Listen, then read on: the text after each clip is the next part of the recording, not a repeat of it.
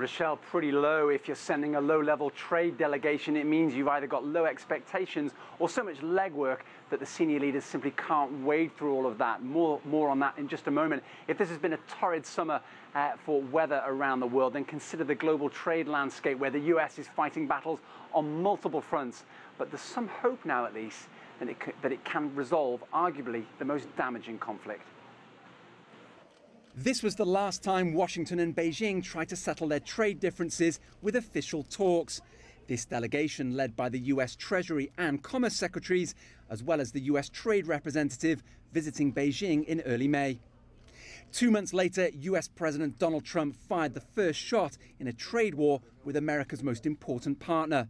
Tariffs on $34 billion worth of Chinese imports to punish Beijing for what Washington deems harmful trade practices.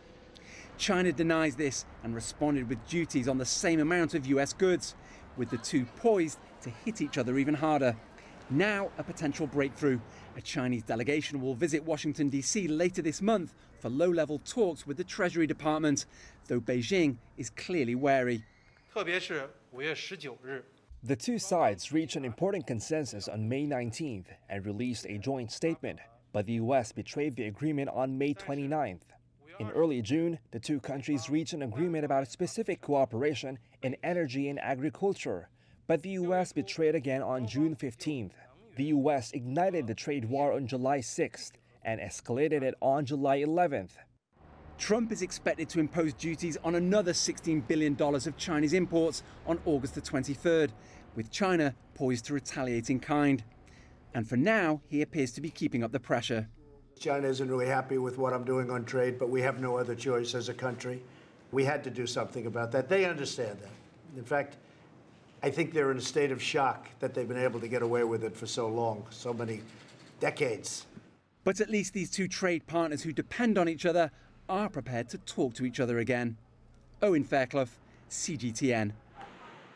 And Donald Trump said he wanted a better trade deal from China in those talks. Remember, before this all broke up, Rochelle, China had offered to import more US agricultural products. So there definitely was some give and take there before these trade talks broke down when Donald Trump started imposing those tariffs. One of the big problems here is they talk often about structural reforms. To you and I, that's the US telling China it wants it to change its way of doing business.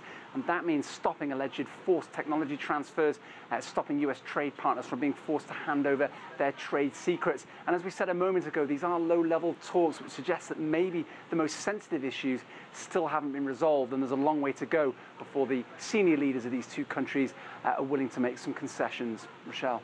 Indeed. Thank you so much. Owen Fairclough there in our DC newsroom.